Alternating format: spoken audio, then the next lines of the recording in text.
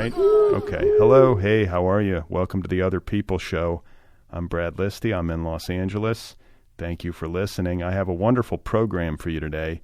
My guest is Katie Crouch. She is the author of a new novel called Embassy Wife, available from Farrar, Straus and Giroux. Embassy Wife is the official August pick of the Nervous Breakdown Book Club. TheNervousBreakdown.com is my online cultural magazine and literary community. It's been around for almost 2 decades. It has its own monthly book club. I interview book club authors on this program. For more information on the TNB book club, just go to TheNervousBreakdown.com.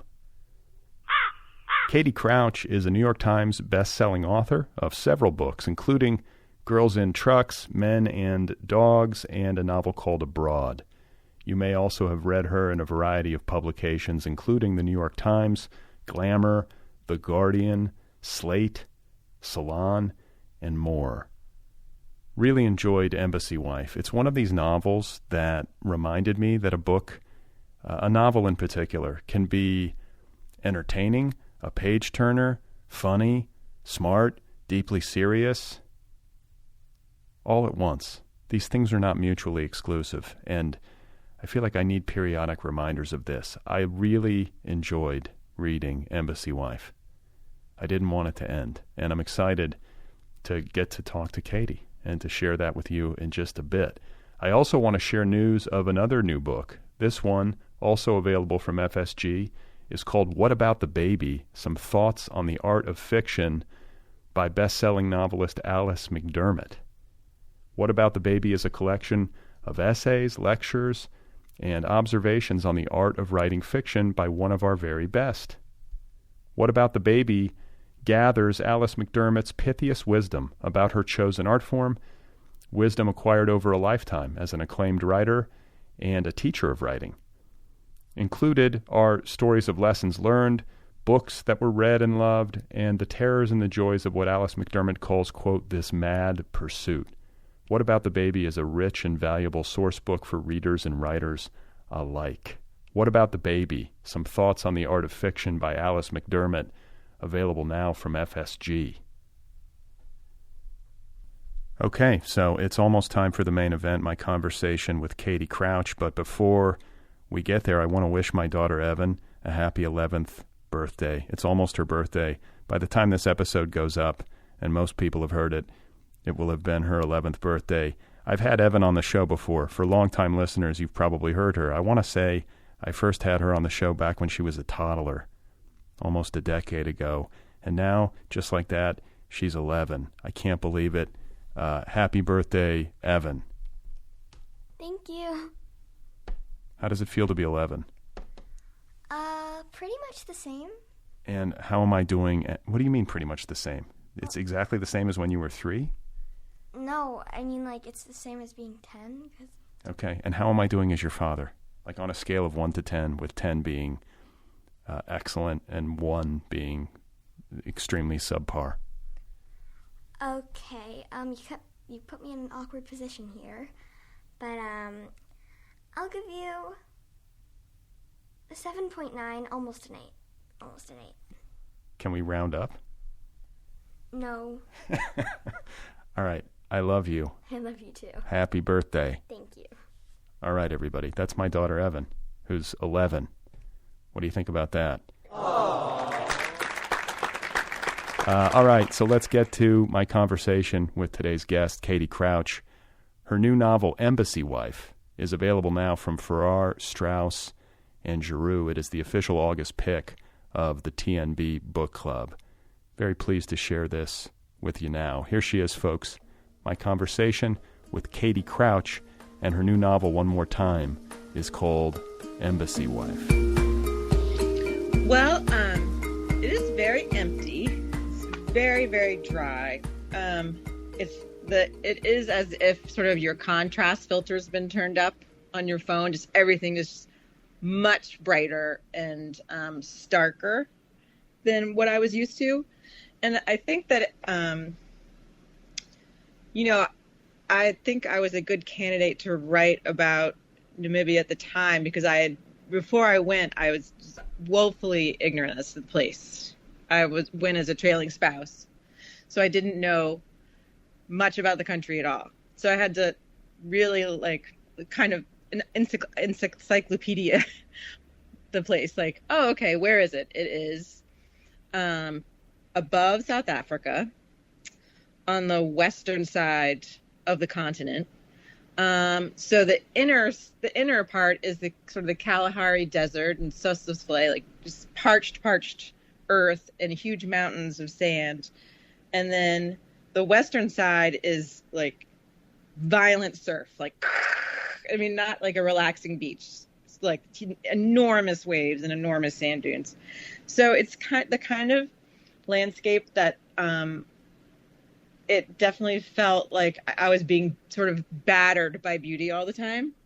You know, it's not like right now I'm in Maine, which is so soft and lovely and wonderful for the senses and soothing. And maybe it's not like that. Like I felt very frazzled a lot of the time by the sun, sort of attacked by the sun.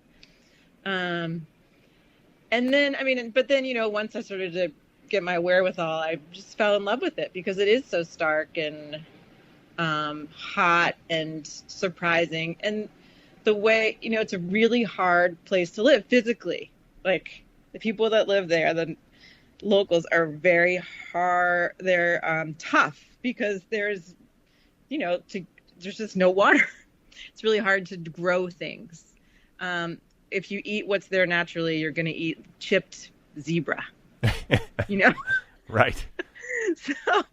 So it's kind of an assault on the senses in all senses of the word, but that sort of from that, I think is born a population of people with a very, very wonderful sense of humor, you know, the sort of sense of humor that comes when death is just like so close, because it happens all the time. Just, it's not that the human life is less valuable. It's just that things happen. Like people's Jeeps roll over and they die, or a child dies because there's a flash flood, or someone gets eaten by a lion. I mean, this stuff happens all the time. People, so it's sort of like... Wait. I got to stop you. People, like lions eat people regularly. Okay, they're not, I know. Sometimes I tend to exaggerate. They're not lions like roaming up and down the street, but yes, lions, you know, once a year someone will get eaten by a lion, or like an elephant will come trample a village up north, you know, and a couple of kids will get trampled, or yeah, it's just not a lot of people live there, but people seem to be just like taken from the earth just constantly, because it's a very sort of a hard, violent, naturally place to live. And so I just found, you know, I felt like my senses were heightened while I was there. My first week, I moved there and I had a 6 weeks old baby. So I was a little bit, not all of my senses were working anyway, but like the first week, baboons, like a horde of baboons, broke into our house to steal my son's baby formula. And like, and baboons, you think like, oh, that's so funny. But then my mother was with us, who's in her 70s, and they started like banging on the wall to get to her, and she was screaming and afraid. I mean, baboons are actually super scary up close. They have like these really scary yellow teeth, and really, they're very human, but like not empathetic human. Like, I want to eat what you have, human. Yeah. So, you know, just that first encounter, I was like, oh, okay, I'm not in San Francisco anymore. This is like way, and I wasn't prepared at all, you know. I'm glad to hear you say that baboons are terrifying, because, you know, we talk about anthropomorphizing animals, and, you know, especially from a distance, you know, you grow up with popular entertainment and you see like the chimpanzees in a diaper and how cute they are and snuggly, but these things will fuck you up. I am terrified. Oh, yeah. I'm terrified of big apes. Like, I don't have... Like, I guess I would go on a guided tour to see the gorillas, maybe. I kind of feel like that's an intrusion anyway, but I think that I'd like to keep a safe distance from a chimpanzee. I mean, I like that they're there. I have great respect, but I want to give them space. I don't want to interact with them at close range. Yeah. Yeah, you don't. Yeah, I had one sort of it like kind of grabbed a hat out of my hand once, and it was a hat that I really liked, so I was kind of fighting with it, like, but it just kind of swiped and slapped me. I mean, they're mean. I guess that's all to say that it's it is a completely different place. And I think it's normal to be really disoriented once you step off, really only if you're flying, I don't know how else you would get there. Once you step off the plane, it is, my children are overwhelmed. It was just, but going to someplace that different, I think is so wonderful for the senses and the brain and the spirit. Yes. Yeah. I think it's great to take yourself out of your comfort zone. What a great experience for your kids. I guess. Yeah. They didn't think so at the time, Brad, but I think it's good for them. It builds character. Yeah. But I want to, you mentioned earlier, like a bit ago, this term trailing spouse. And I want to get you to define that for listeners who might not know your book and might not know what that means. Yeah. I didn't know what that was either until I was one. So my husband is a writer who I think you might know. His name is Peter Orner. Oh, yeah. Yeah. And so he won a Fulbright, which was great. And so we all went to Namibia. And at the time I didn't think about, I'm not someone that, I do my own thing, Brad. I'm not used to I've never been called a trailing spouse. So we got there, and actually I think someone from the State Department said, well, Katie, there'll be events for trailing spouses every month. Like we have teas and, dance class and crafts and cocktails and all these kind of 50s, housewife things. And I was like, whoa, rewind? What did you just say? What did you just call me? I was getting all pissed. And a trailing spouse, it's actually, a pretty age-old career, because in the State Department and in many diplomatic positions and people who work internationally, often if you have a family, both members of that family can't work because of visas, or just, for example, in Namibia, they don't want to give someone like me a job because they want to give a Namibian a job first, right? So, and that's, I think, common in most countries. So it's a trailing spouse is a person, either the whatever partner that's just kind of hanging out. So there's a whole industry of what to do with it, especially the State Department, what to do with a trailing spouse. Because, imagine in Jordan, where there's an embassy of 2,000 Americans, that means there's 2,000 trailing spouses wreaking havoc. So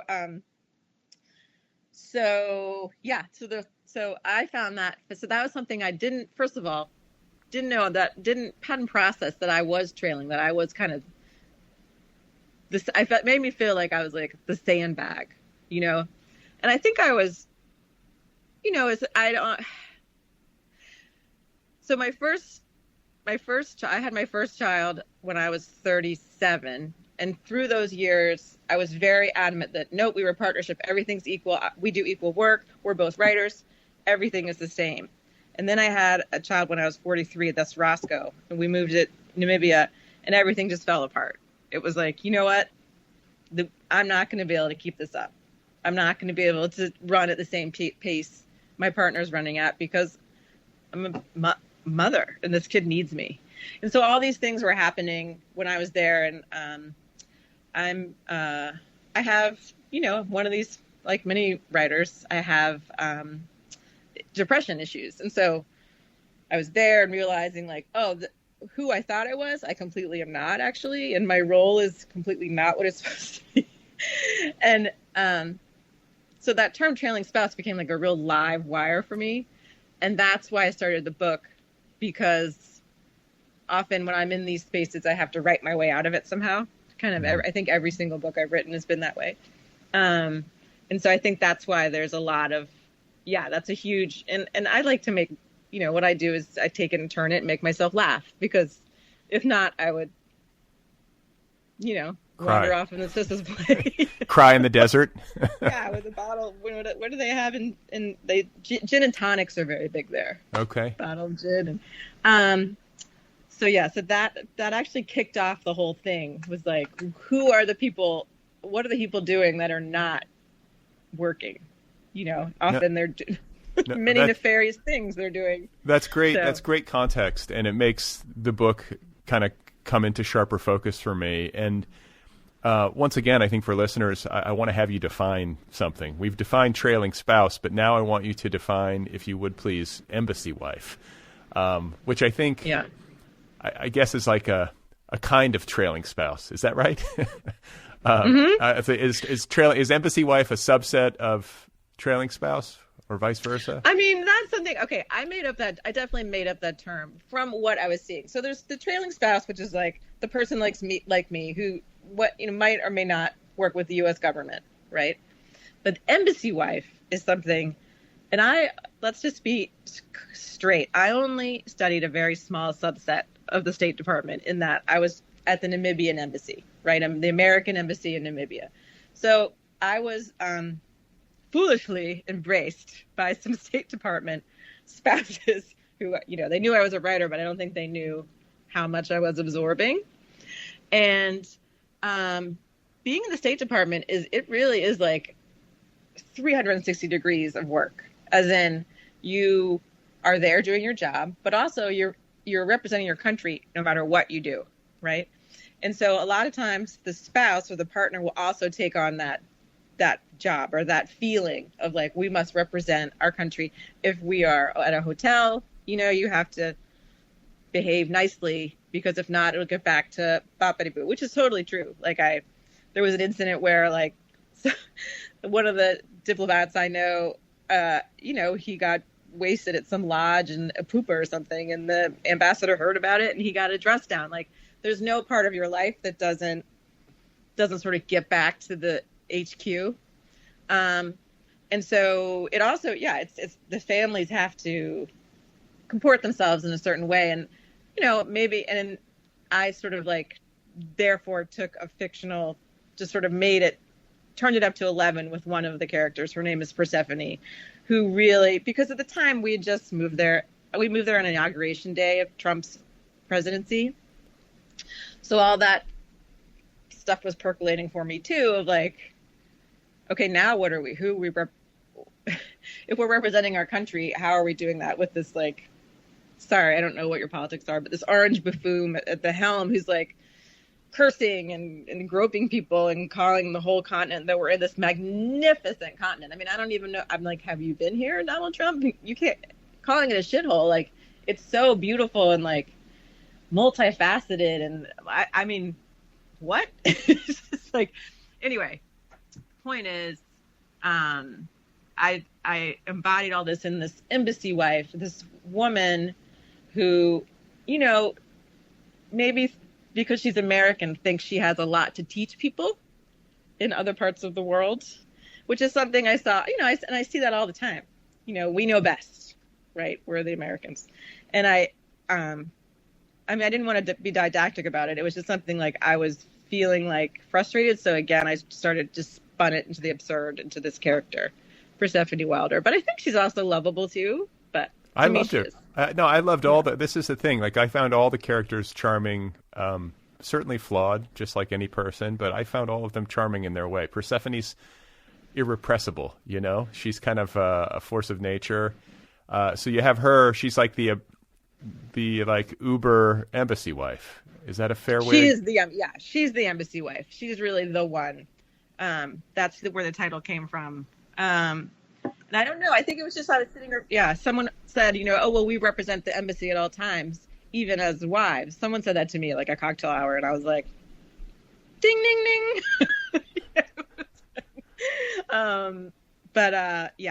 So that's where that came from. So, okay. So just to keep listeners oriented, you have this Persephone character, because this is a book that's working on a lot of different levels, or at least it was for me. It is a satire, as you've alluded to, comedy of manners, also like a pretty deep and biting and intelligent critique of American imperialism. It's a send-up and also a harsh critique of the Trumpian worldview. I think that's filtered in there. It's interesting to me, when you said that you arrived on Inauguration Day, and then you talked earlier about feeling like dislocated and depressed. Like, how could you not be? I mean, and you have a newborn, so you've gone through childbirth recently. Like, I mean, that's a lot that's a lot going on in somebody's life, to uproot with a newborn, move to Namibia right as Trump's getting inaugurated. Like, goodness gracious, no wonder you wrote this book. And we're thinking so much and so deeply and so funnily, if that's the right adverb, so humorously about matters pertaining to American imperialism, personal identity, gender roles, misogyny, race, all the things that you would confront there. It's understandable how you would have come to this story. And I'm also just like tipping my cap to you for, taking all of that personal stuff and then finding a way to render it into something that's so entertaining and smart and funny. Like, it's like that's the alchemy of it, I guess. Thank you. As I've gotten older, I think I've relied more on humor. My earlier books were very earnest, if you ever picked them up. Especially my first book called Girls in Trucks. I mean, it has some funny lines. I had to read it for some sort of, I don't know why I had to look at it. Somebody wanted me to do some notes on it or something. And I was like, oh yeah, I like this. But I would never write that way now. It's like, it's just that my brain works differently. I think, it just really, it's like humor for me is like a rope swing, just like get me out of where I am so that I, can sort of get myself up a little higher. But there were, and it's not, I don't think one sits down to be like, I'm going to write a biting satire of American colonialism. It just was there. It was everywhere, especially, I mean, the race matters, Black Lives Matters, all those, that really weighs heavily on me. On everyone. But I grew up in Charleston, South Carolina, in the 70s. I moved there in 73, like 5 years after desegregation, right? So this is a very singular place where race was a big issue. And it's gotten better. But, 2 years before we went to Namibia, were the AME church shootings. And unfortunately, someone we knew really well was in the basement at the time. So this is like, this stuff is always, and I grew up in the part of Charleston where like everything's, we don't talk about everything. Everything's fine. But like, there's always this simmering of hate and violence that was going on, especially when I was young. Very, very much like apartheid, right? Just the same thing. So, so then going to Namibia where like the lines of apartheid are so just still drawn so deeply in the sand, it's illegal. And the country, the government is now run by the Ovambo, mostly Ovambo, but there's different tribes of, there are 11 different tribes, and then there's the Afrikaans people, and then there's Germans, and there's British people, and just a potpourri. I mean, like the Namibian population is very diverse, but the government is now run by people of color, right? But still all the wealth is held by the whites. And it's interesting also when you go there, because here we're so careful about, do we say African American, do we say white, There it's like black, white, that's just what they say, black, white. And it was like going backwards, like back to the 80s completely, because there's a lot of fear, everyone lives behind a gate. So it felt like a reverb of my youth. And I think that jolted me, and I was like, well, I'm definitely not going to not write about that, right? But how am I going to write about that? And so I just was, I was like, okay, well, let me put all these characters together and make them all, have equal weight so that we get sort of the perspective from everyone's side. And how am I going to write about someone from Namibia? I mean, that was something that weighed very heavily on me, right? Because this is a time when we're all very aware of like representing, everyone having voices, and we all want to hear those voices. but I wanted those voices in my book. So what was I going to do? Right.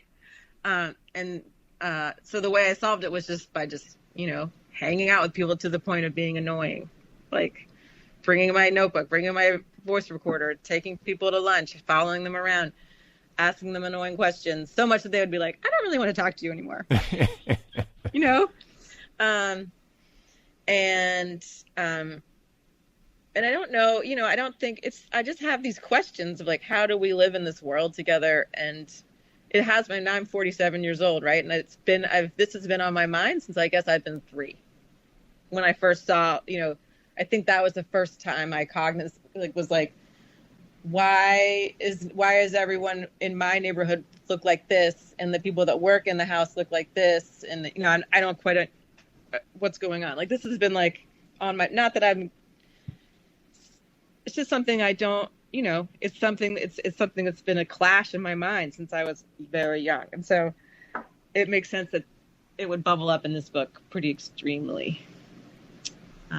And I think for people listening, you talked about Persephone Wilder, who's the quintessential embassy wife.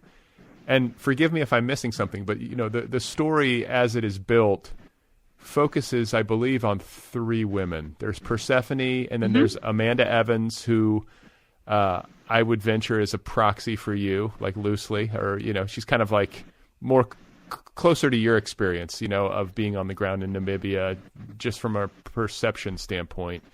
Obviously fictionalized, but that's how I imagined her anyways. Yeah, no, you're right. And then you have Mila Chilongo, who is the Namibian woman who is the spouse of a government operative or a government official in Namibia, black woman, and I think a beautifully rendered character. But I can relate to the feeling of feeling pressure around getting that right.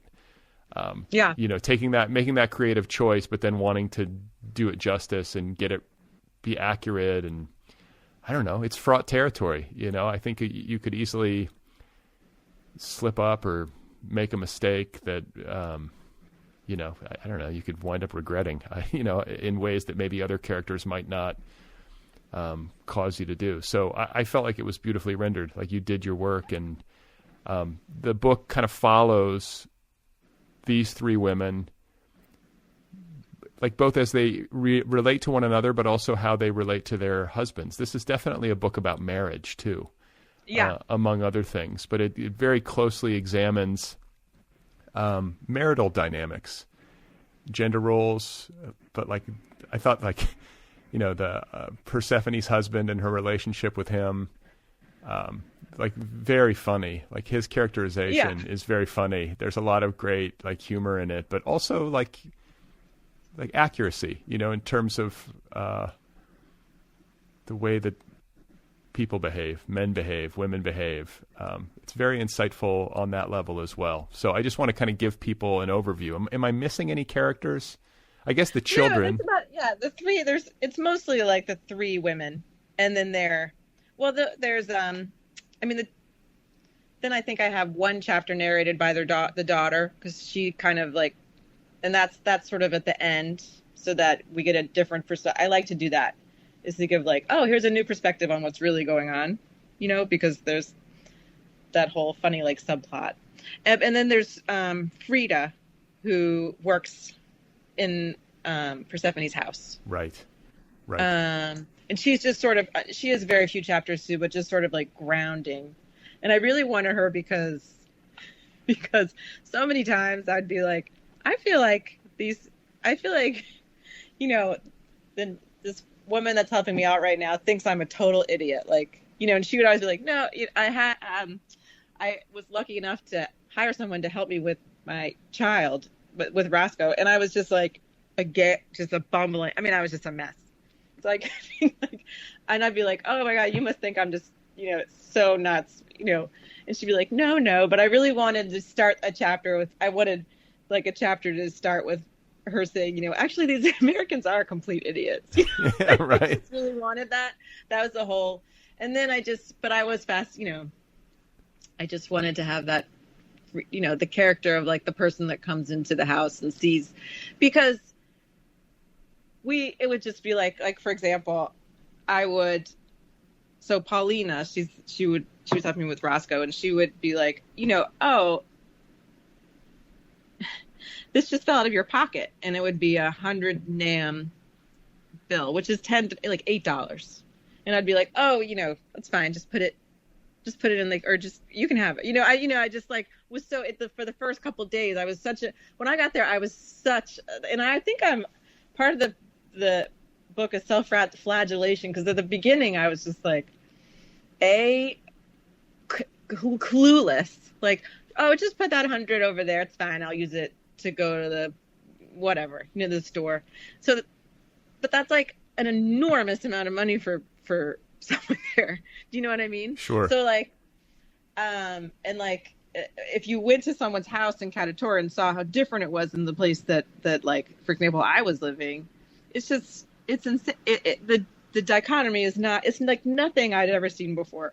So I really wanted, I wanted somehow to titrate that into the book as well, of just the absurdity of these, my husband's, he's not here to help me with the barbecue, but literally down the street. I mean, people are, it's just, don't have enough to eat is what I'm trying to say. Really don't have enough to eat. And it makes everything, I mean, it makes everything, it just felt like a thumb pressing against my forehead the whole time I was living there, of we're here, but just down the street, that's happening. And I don't know what to do. That was a lot of it too. And I think, and I tried to write about that too, and that's the other thing one thinks, many of us Americans go to countries like this and we're we're going to help. You know what I mean? I have skills, and, no one wants our skill. No, we don't want your managerial help or this and that. That is not helpful to us. We have lived here for thousands of years. Maybe you can give us some cash, but. Right. And so that's a rude awakening. I saw that again and again and again, of people that had just moved there. I mean, people who wanted to go help the animals. So they would go to this, this place called Nankuze, and it's a retreat for animals, and their whole thing is you can pay them thousands of dollars to go rehab cheetahs, but it's kind of once you get there, they don't really want you around. They want you to stay in the hotel and just give money, Right. So just it's just the foolish, just the American outlet just kept coming up again and again. I mean, and also, but when you write satire, you don't want to make everything just one note. That was my fear too, with Persephone's husband, because I could see him and I knew what I thought of him, and then I'm well, I better deepen that thought, Katie, or else he's he's gonna be just a joke, know. Right. So it's I felt like I had to work on my own empathetic behavior also towards the people around, the characters that I felt were behaving badly. Yeah. Well, and I think too, you talk about satire, comedy of manners, all the cultural and social critiques that you're making, the kind of the more serious elements of the book. And then you take into consideration plot. This is a really entertaining novel. And I kind of marvel at it on that level, because I think I don't know, I read literary fiction and nonfiction a lot. I guess I try to write that sort of stuff. And I loved how entertaining this was and how stuff happened. It's always a good reminder for when I read books that do that sort of thing well, that the two are not mutually exclusive. No, you can have you can have both. That's what I want to say, is that this book is certainly literary in its bearing, if we're going to try to categorize it, but you also have a lot going on. There are plot threads that you're dealing with, these three women as your kind of triumvirate of, I guess Amanda was the 1A protagonist for me, but yeah, she's the Trojan horse. Yeah. But Persephone and Mila have their own narratives that you had to juggle. And I don't know, there's just a spirit of fun in it. it's kind of interesting that it was born of a feeling of dislocation and depression. I guess it makes sense, but it's such a fun book, I guess, is what I'm trying to say. And you know, I'm wondering when it comes to plot, you know, from a nuts and bolts craft perspective, like how much of this you had to map out beforehand, how much of it was intuitive as you got deeper into the story. Like, how do you do it? Like, how do you manage the feat? Mm-hmm. Well, I always have a question, sort of. I mean, what I think of it like material, like silk, so I knew the material for this was, okay, Namibia, huge, women, you know, gender roles. Not that I'm thinking that, but you know, I think I'm like more feeling all this. I'm not thinking like gender roles. I'm thinking like feeling shitty as a wife, not being where I want to be in life, which is like another way of saying gender roles, family, marriage.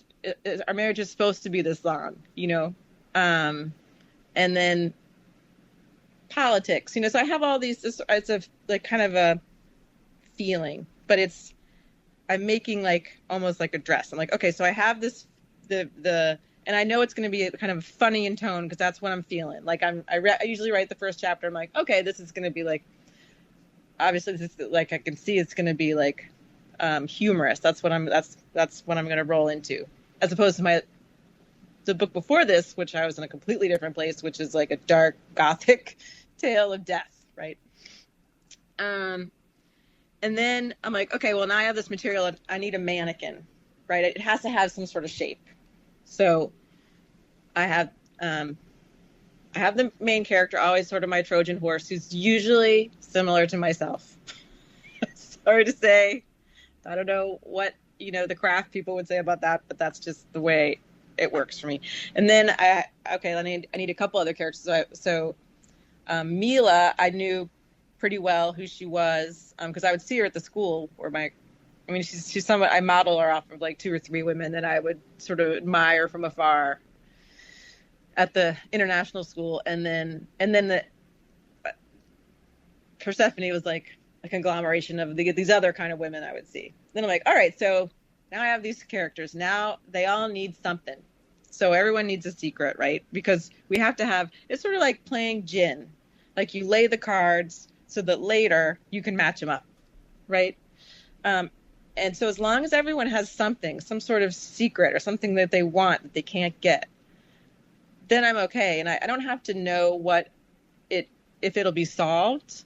Like and the big one, of course, was like, and I always was like, Mark, Amanda's husband, was going to find someone, a lost love from long ago. So like, I knew that was a thing. I was like, okay, I don't know how I'm going to solve that, but that's going to be the thing. Right. So he is a secret. And Mila is in a loveless marriage. And how's that going to be solved? Because she, you know, desperately wants to be accepted. And so that can, you know, roll me for a while. And Persephone, you know, she thinks that she's just like, actually, she was pretty easy. But her issue was that she thought her husband, halfway through the book, she decided that he was a CIA agent. But she didn't know if that was true or not. So like, that's kind of the humorous thing. And so how's that going to work out? And so like just laying the cards, it usually right around the 75% mark is when I freak out because something else has to happen. And I'm like, oh God. But honestly, in every single novel, I think, what is this? I don't know. I've written some YAs. I guess it's my 4th literary novel. It's always kind of solved. It always just kind of comes to the subconscious. So I think if you do the work, or if I can't say you, if I do the work of like really knowing these characters and really giving them human needs and things that they want, then the story solves itself at the end. And I've been comparing it recently to my student. I teach creative writing. To songwriting, which is, and so we'll listen to songs, just like pop songs, like stanza, refrain, and then there's the bridge right before, you know, and the bridge is where like that's where you have that's where your novel has to really sing. It has to be either plot, like something surprising happens, or maybe you like bring a new character, or you change point of view, something.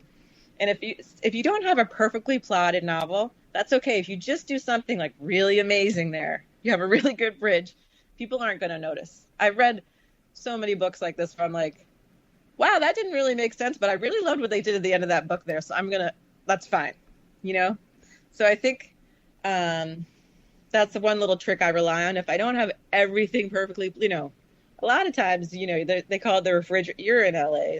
I've heard this, the refrigerator door question, where you go to a movie and you open the refrigerator later and you're like, wait a minute, what happened to the woman in the, you know, submarine? And, you know, we never got to the end of that.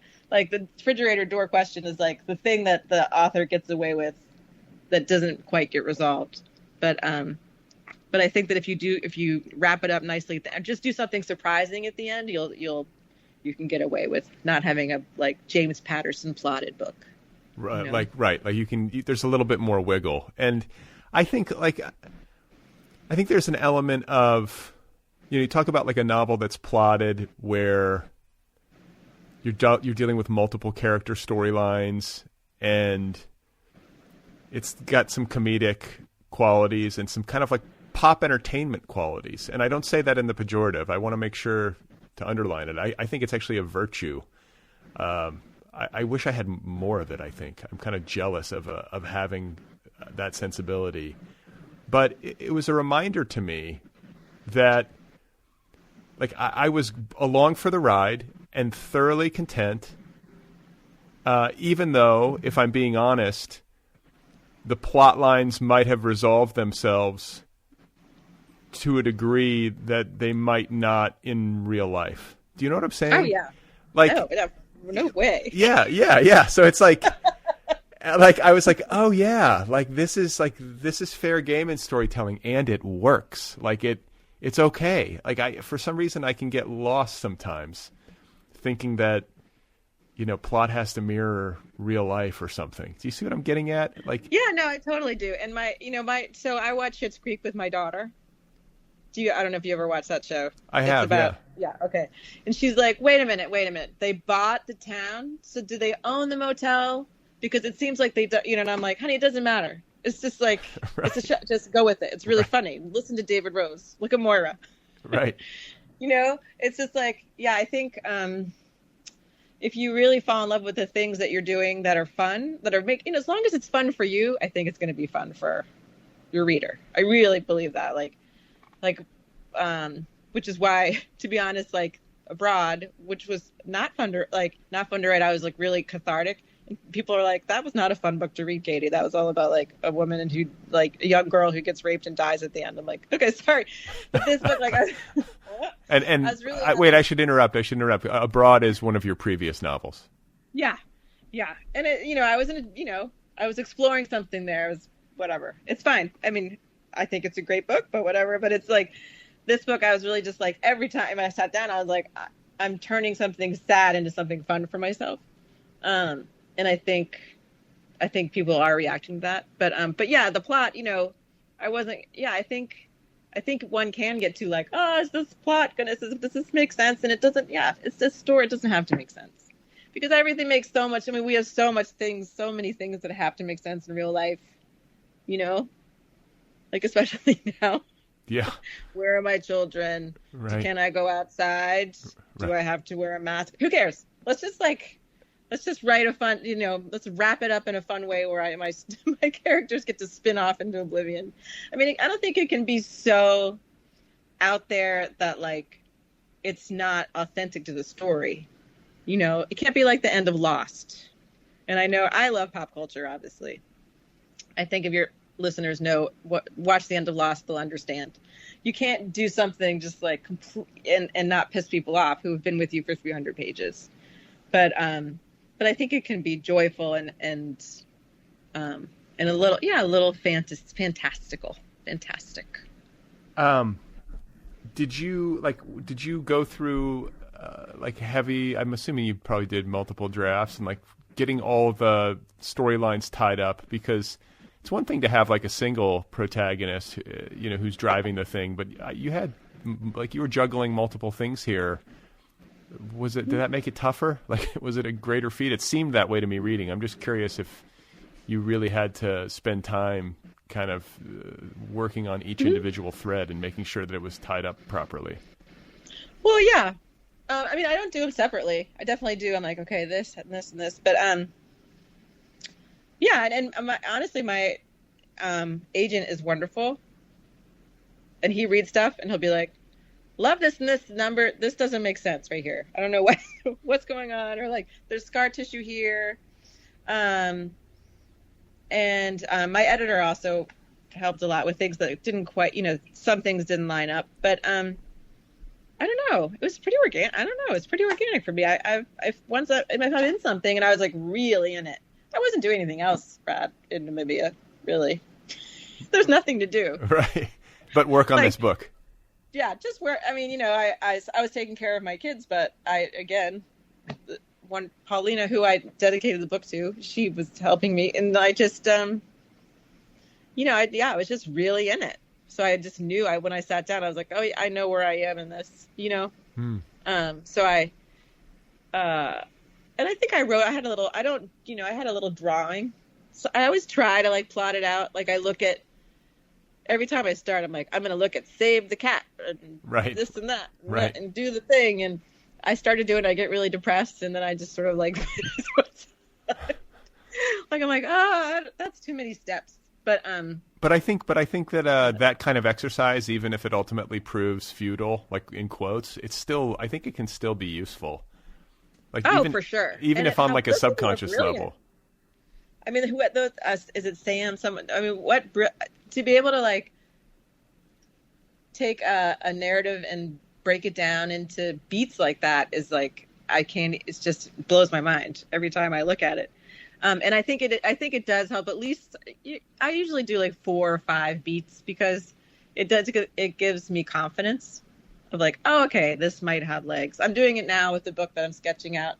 Just like, and I don't know how it's going to end, but I know there's like a death and there's like some inheritance and there's some characters but then like, is it a murder? And right now I'm like at the very, very beginning of this thing. And I always am like, oh, I should look at the plotting stuff to give myself some confidence. I'm like, it's not surprising to me. You mentioned Save the Cat, which I love. I think it's a useful tool. Just to think about the basic mechanics of storytelling and what makes a story appealing to an audience, which kind of should be an elemental concern for anybody trying to write a novel. Or a screenplay. Like I think that can sometimes get short shrift. It's like, oh wow, how do these things work? If you're building these and you like compare it to like watchmaking, just as an example, like, well, how is a watch built? How do the different pieces fit together? It seems like the sort of thing anybody who's trying to write would consider, but I've failed to do so in the past. So I think it's a good thing to do, and I definitely felt a cinematic quality to your book. I'm wondering now, like, are there any plans to adapt it? It feels like the kind of thing that could be adapted. I could see it happening. Yeah, it's been optioned, and then they didn't want that, so now it's being optioned again. So it has been. People seem to be interested in it. That's something I have really don't understand and don't know anything about. It would be great. They see. I have someone that's the agent. And there are studios interested in it. But we would, every time I go through this, I feel very detached from Brad at this point from that process, because I feel like when I talk to, and no offense to Hollywood, but I spend a lot of time like on the phone. Y'all seem to have a lot of, at least the studio people seem to have time for meetings, because like 5 people will get on the phone with me and they'll tell me how great it is, and they'll ask me who I see as the cast, and I'm like, I don't know. How about Elizabeth Banks or just like Mark Ruffalo? And they're like, okay, we'll write that down. I'm like, you will? Wow. And then we'll get back to you. Boop, boop, boop, boop. And then they buy it, and then I never hear them again. Yeah, it's such bullshit. So now I'm just really like, well, I would love it. I hope that would be terrific. I see so many, like I just watched White Lotus. Yes. And I was going to bring that up when you were talking about, what's the name of the character who works for Persephone?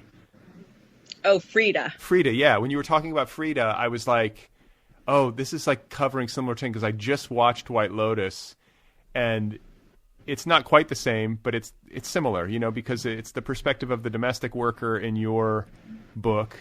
Similar. Yeah, and then in White Lotus, this Mike White series that's on HBO, it's about the people who work at one of these like luxe resorts in Hawaii, I think it is. Yeah. And 10, it's one of these places where service, like elite service is what they're selling essentially, along with like, the manicured grounds and the perfect rooms and all the rest. But I love it because it's a story that needs to be told. Like, what are these people going through? People who are domestic workers who help you with childcare, or who clean the house, or who do any number of jobs on premises, are often like working really intimately with you. Like, you spend more time, especially in the early days of parenthood. I've been through this. Like, we had someone who helped us with our daughter when we were working, and it was like, you get to know these people, and they also see you day in and day out in your environment, your home environment, and get a lens on you that is uniquely intimate. What are they thinking? I have that thought, like, what do they, am I okay? Like, compared to the other people they work for, in the past, like, how do I grade out? And then what are these people in the White Lotus series? What are these people who spend all this time tending to, I guess, rich people on vacation, but who also, not to caricature them, and I think Mike White's show does this nicely, is that they come with all their human stuff too, so it's interesting territory, and it's not often communicated. I think that's one of the things that was appealing about your book, is that there are all these intersecting lives, and you do a nice job of kind of humanizing everyone and trying to give everyone's life and experience some time under the microscope or in the light, Yeah. Well, thank you. Well, so anyway, I guess the point was, if whoever made that show wanted to make Embassy Wife, then I think I would perk up and be like, oh, yes. Yeah, I think that kind of sensibility would serve your story very well. But yeah, all the stuff about the meetings and it's all such bullshit. Like, you're smart to sort of be detached from it, because it makes absolutely no sense. And I think I have this theory on Hollywood that there are like maybe 3 people in the entire town who can actually make anything happen. It's probably a little bit more than that, but like, everybody else is just pretending. Actually, and Brad, it's not that I'm smart. It's just like the first time, I don't remember what, 8 years ago, I was like, wow, Mom, guess what? Guess what, everyone? Right. Facebook been optioned, and it's going to be, and everyone's like, yeah, I'm sure. Okay, right. Katie. Right. Now I'm like, oh, God, yeah, I get it.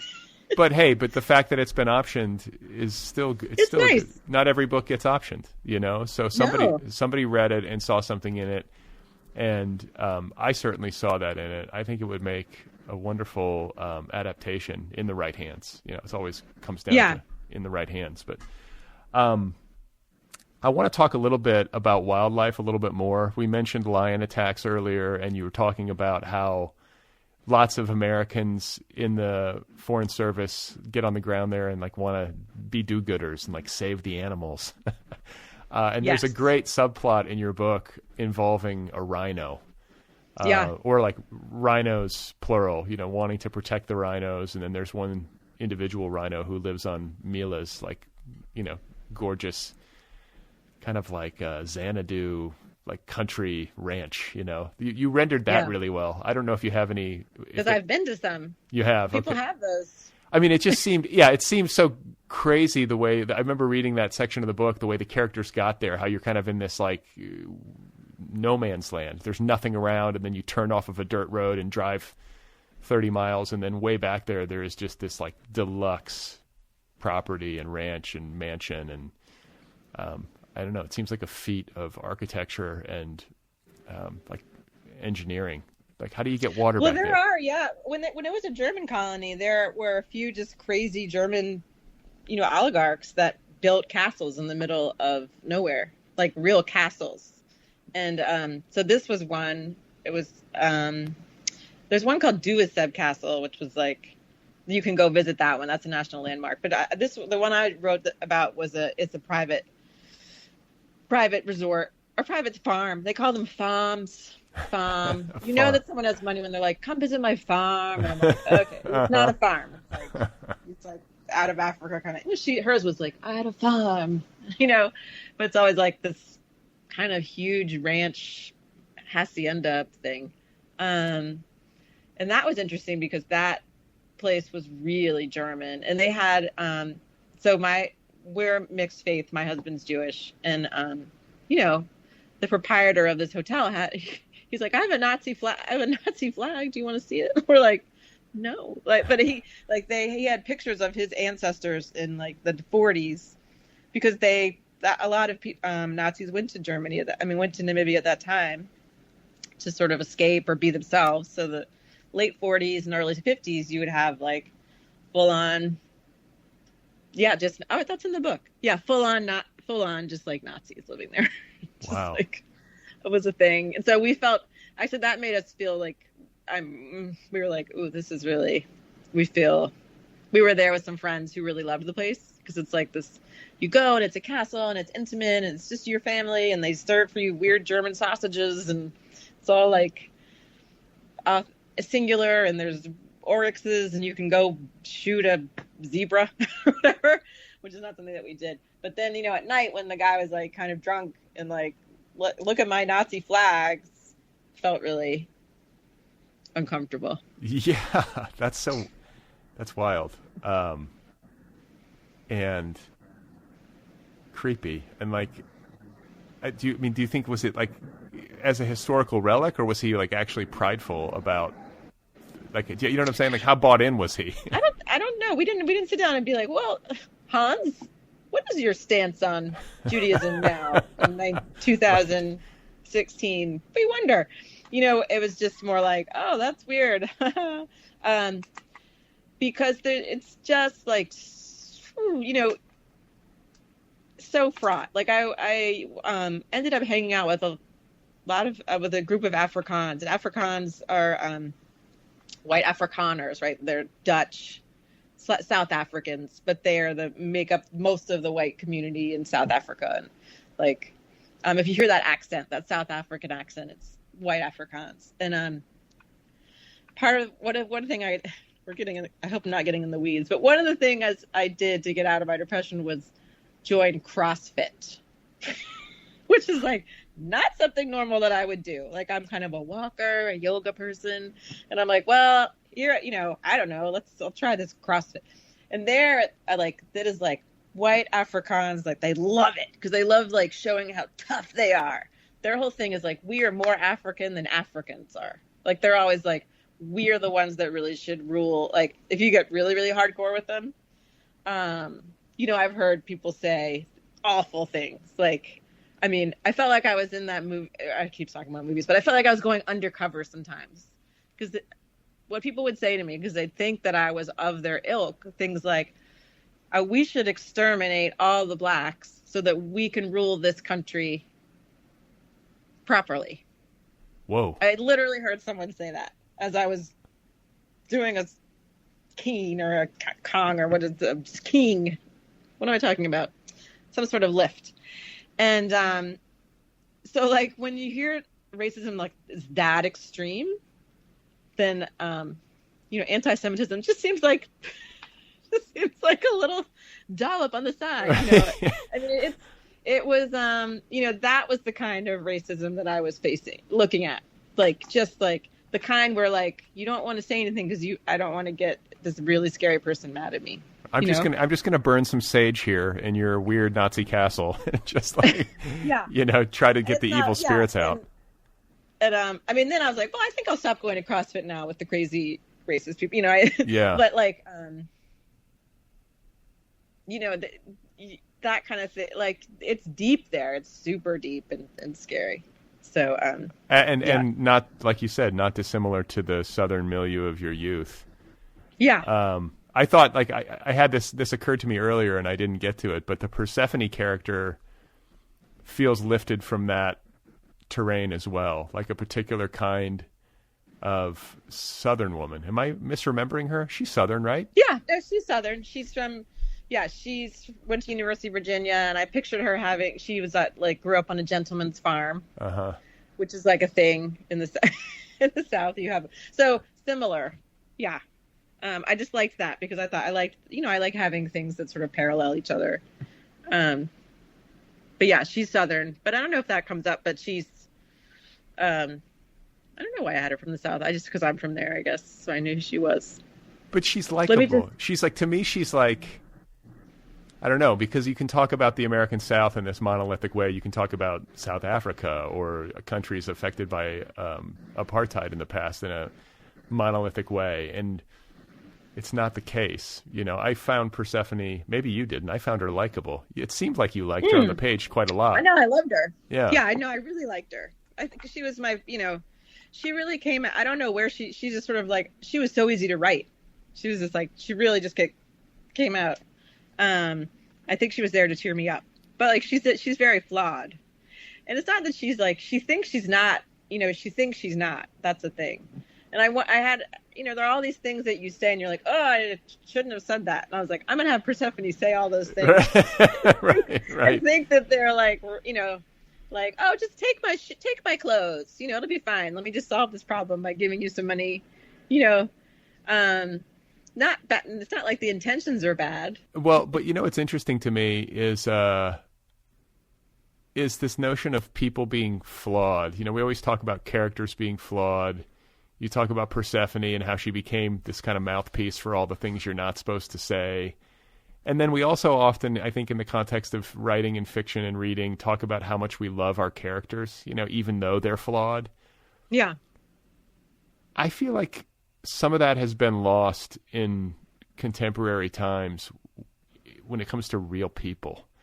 Like, I feel like sometimes a person's flaws get pointed out and it's like they're suddenly unworthy of love or they're only worthy of condemnation. And I can find myself confused by that, especially when I watch it happen online sometimes. It isn't that the flaws aren't flaws. It isn't that the flaws don't need to be corrected. But, I mean, everybody's flawed. Everybody's a mess. I don't know a single person who's not. And it's like navigating that and still having love for people and accepting them kind of on their own terms and hoping for the same. You know what I'm saying? Like, I think there are different kinds of flaws, so you have to parse it that way too. Like some people who might be like reveling in having Nazi paraphernalia, for example, have like a different kind of flaw. But I don't know, just like some patience and tolerance for human beings of all kinds, not just one kind, but all humans, and I don't know, your book was kind of a nice reminder of that as well, like, because you're dealing with so many different characters and so many different storylines and so many different perspectives. You do a nice job of creative empathy, I guess is what I'm trying to say. Oh, thanks. I mean, it's come with empathy. Empathy's something it's come with age. But yeah, but I try to, if I get really angry, like Hans. Let's talk about Hans the Nazi. Yeah. So easy to write him off. Effing Nazi. Right. Weirdo. Right. What's his, but, that was his family's farm. He hasn't known anything else. He grew up there. His son left. He thought his son would take over, but his son left and went to the United States. And he was like, his thing was he was just really lost. Like his family farm he was probably going to have to sell it because no one else wanted to take it over. And he was just sort of wasting away out there in they called the Veld, which is the desert. So, there's always something. Everyone has their thing, that one can identify with. Does that make him great? No, but I can definitely write about him now. Right. Right. So, like, what is that thing? I just got mad at someone the other day for something silly, And like, I'm still a little bit annoyed with this person, but I'm like, okay, well, let me think about it. Like, this person, this person's going through a divorce. This person doesn't have a lot of money now and used to. What is that like? Like, would that make you act out? Yes. I mean, am I always like that? No, it can take me a couple weeks to be like, right. Let me turn that around. But I do find it really useful. And definitely in fiction, if I find things are getting too one-sided, I'm like, okay, wait, that's not interesting. What's interesting is like what makes the unlikable person human. That's like why I love fiction. I love reading it. I read so much, Sure. And those are the kind of books I really like. So what has been, like, have you been able to gauge response from people with whom you formerly shared territory in Namibia from your time there? Like, have they read the book? Was there concern? I know in the acknowledgments. I'm definitely worried. My Namibian friend, I had Namibian people. I had like a very this Namibian journalist that I like revere, Denver Kisting. I had him read it line by line, and we spent hours on the phone correcting things so I know that I think my Namibian friends like it. I don't know. I haven't heard much from my State Department sister wives. I was very close with some, one of them wrote and said, oh yeah, I really liked it. But I think, it can be a little close to home for some people. Yeah. But, I hope that they know that, satire is a form of love. Right. And, I really did love the women that supported me. I just felt like there were some things there's some things, State Department things that people don't like to talk about, like the pouch, the diplomatic pouch is a huge thing. Who has access to it and who doesn't? And what it is a big, basically container that goes back and forth from the United States to Namibia, so you can get your things as if you're just sending them in the U.S. Because if I sent this book to Namibia, it would be for myself $150, and it'll get there and the box has been opened and maybe half of it's torn out. It's really hard to mail things. So but you're only supposed to send in the diplomatic pouch medicine but something that I found hilarious was people would Amazon things cereal. And that's all in there, Charmin toilet paper, and that's all something that we the taxpayer are paying for. So that is something I think they probably would rather me not write about that, but that's something that I was as a writer I can't not write about that because that's topical and hilarious, right. But things like that I think probably are why I'm not hearing, I've gotten some radio silence for sure. Well, yeah. I mean, I get it.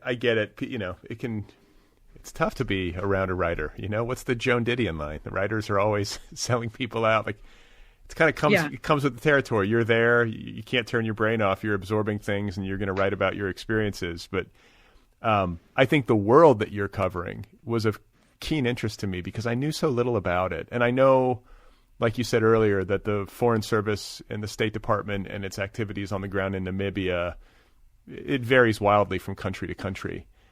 But there are some basic mechanics that I think are the same. There's the insularity, the fact that when you're there on the ground as an American and you're the spouse of a Foreign Service worker or you're the Foreign Service worker,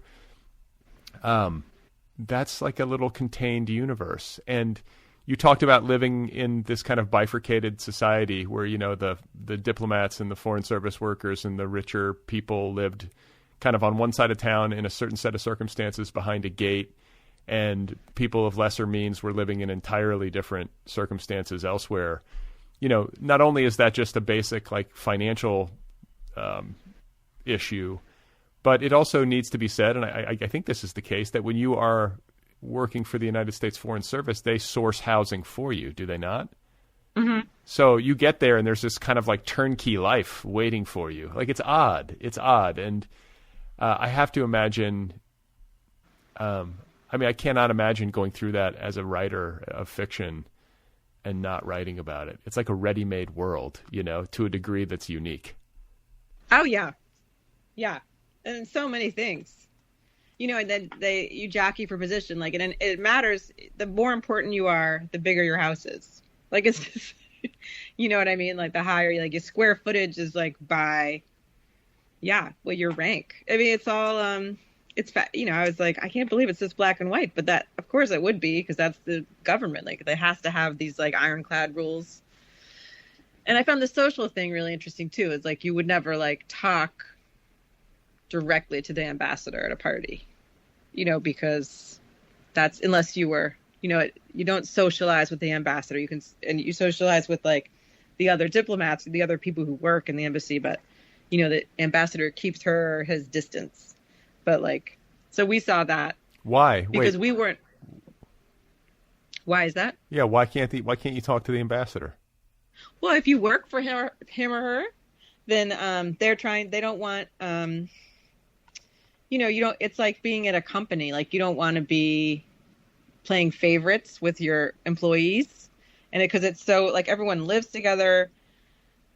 So like if I'm an ambassador and I'm spending time with the public affairs person, like on the golf course or like over for dinner, then maybe the legal counsel person and their wife or husband is going to get pissed off because, well, why aren't they having us over for dinner? You have to like make everything super equal. It's like junior high. Really open.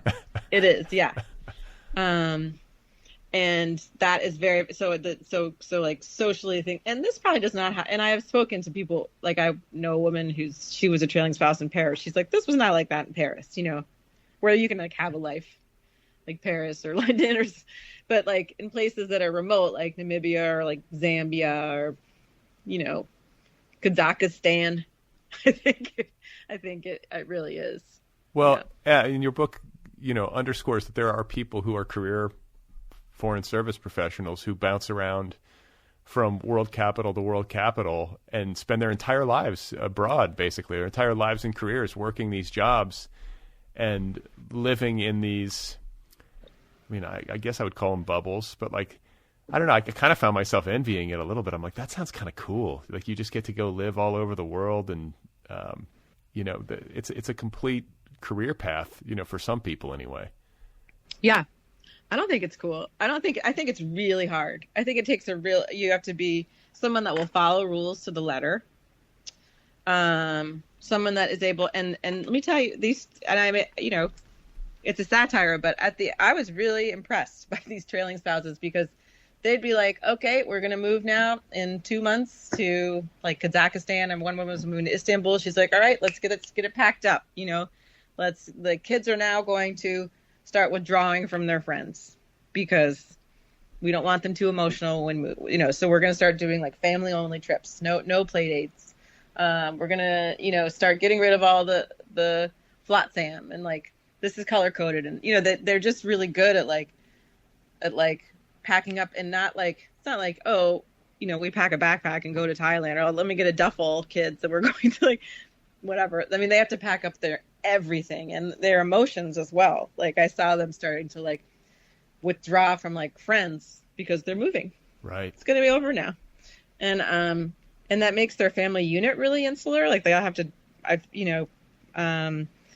they had like the ones that were successful had like very like, strong sort of inner family traditions, almost like cult of personality, because you're like, well, we're the like Crouch Horners, so we can do this. They had my families were kind of fast and loose with rules and like we don't like I don't know, but I found like the State Department families were like to the letter, like no, we do this way and we have dinner at 5 no matter where we are because so our kids know what the deal is, Right. Because if not, they kind of go spinning off into like the stratosphere. So I don't want to belittle that because like they did something that like I could not do. I mean, we were a disaster. We left like it was like we were refugees. Like our plane was leaving. We had so much. Am I allowed to swear? Yeah. So much shit, and like we were just like shoving things and like throwing things to people and being like, just take it. Because our plane was leaving, and then we like left, and we got home. We're like, oh, we left all our stuff there because we didn't know how to pack. We're just like, it's just like it's huge, like a huge endeavor to move a family after 2 years. That's how long you were there. You were there for 2 years? We were there, yeah, maybe a year and 8 months or so. We were supposed to just stay for a year, but we liked it, so you can extend. So what, yeah, like extend, like what? Peter was on a Fulbright. Your husband, is that right? Mm-hmm. He was in a Fulbright. He's writing a book about let me see if I can get this straight. A resistance fighter during the German occupation in the early 20th century. There was like they like wiped out an entire tribe of people, and there was one like rebel soldier that he's really interested in. So went to research that person whose name is Henrik Whitboy, but then like he didn't do enough research, so we had to go back. Of course. So then he was also teaching at the University of Namibia. And you can just, I think, once you're there, if you make a good case for yourself, if you have enough good work behind you, you can appeal to the Fulbright Foundation, and it's not a foundation, department. Right. And then they'll extend your stay a little bit. Oh, cool. So yeah. I think the last thing I want to say about the Foreign Service and the State Department, is drawn from a scene in your book where the ambassador compares running an embassy to running a restaurant. Yeah. I know there's some tongue in cheek there, and you're being kind of funny, but I think there's some truth to it. Like, what the hell happens at the U.S. Embassy in Namibia?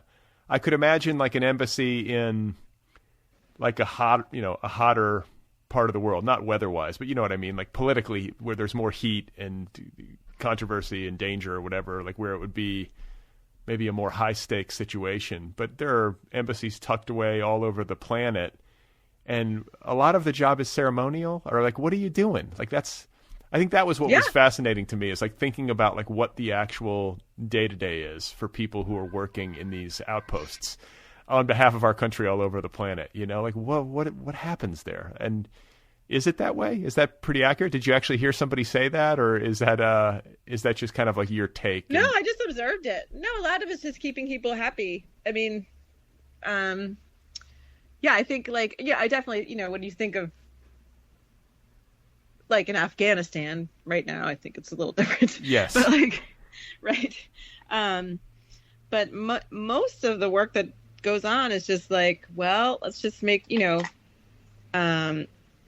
let's, put on a good face, and it has the, has any news come from the United States about this country, like in the last month, then like, I guess we'll write a press release about it. It's very like sleepy. And yeah, I think it is very service oriented. But yeah, I just thought that because just going to one of the embassy, like going to many embassy ceremonies and seeing like sort of the way it was all just sort of like spinning plates, making everyone feel like calm. Right. Seemed to be like most of the work that they're doing. Well, I thoroughly enjoyed it.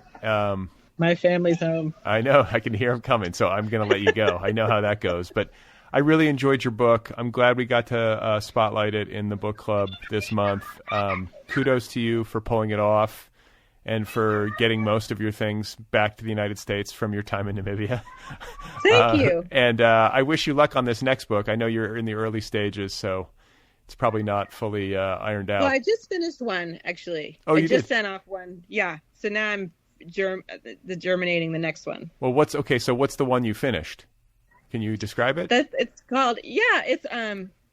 called You're Gonna Love It Here, and it's about again, I would say sort of another gender roles book, but it's about a woman who she starts finding dead bodies around town that are dressed up as her, and so kind of the hilarity ensues from there.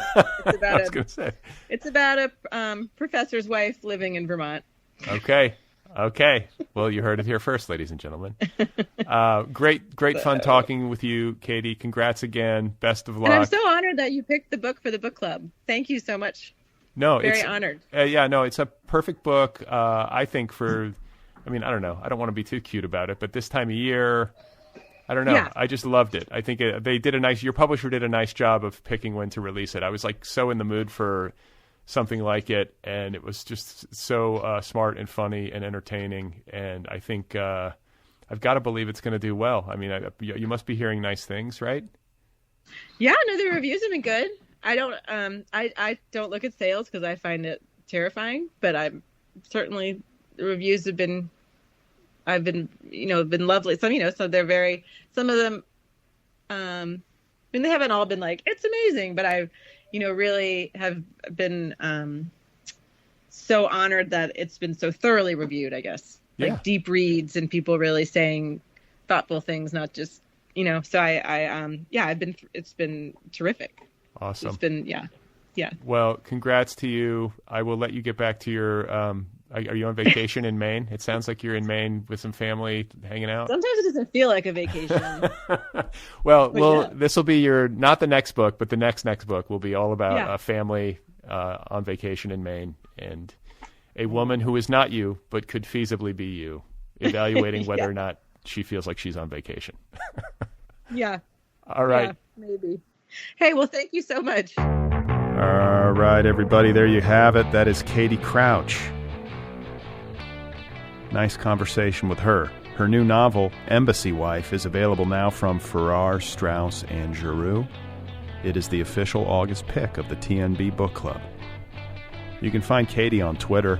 Her handle over there is @KatieA.Crouch. One more time, the novel is called Embassy Wife. Go get your copy immediately. The Other People podcast is offered freely. This show is offered to you freely. If you listen regularly and you like the show, I hope you'll consider supporting the show. It's a listener-supported show. If you want to do that, you can do that at patreon.com/otherpplpod. For as little as $1 a month, you can support this show. There are different tiers for every situation, different tiers, different levels of support. $1 a month, $3, $5,000, whatever you like. And there are also goodies included. I will write you a postcard. You can get a coffee mug, a tote bag, sticker, a t-shirt. I will wish you a happy birthday. For the love of God. Patreon.com/otherpplpod. Patreon.com/otherpplpod. If you have something to say to me and you would like to write an email, the email address for this program is letters@otherppl.com. You can also consider acquiring the Other People app, the Other People with Brad Listi app. It's free. It's available where apps are available. It's an easy, convenient, wonderful way to follow and listen to this program. New episodes upload automatically. The Other People app. Don't forget as well that the Other People show has its own YouTube channel now. That's a relatively new development this year. All episodes of this show are available on YouTube. Go subscribe to the Other People with Brad Listi YouTube channel. To find it on YouTube, search it by name, Other PPL. You can also rate and review the show if you're feeling generous over at Apple Podcasts, Spotify, Stitcher, what have you. It helps the show find new listeners when you do that. All right? All right. All right.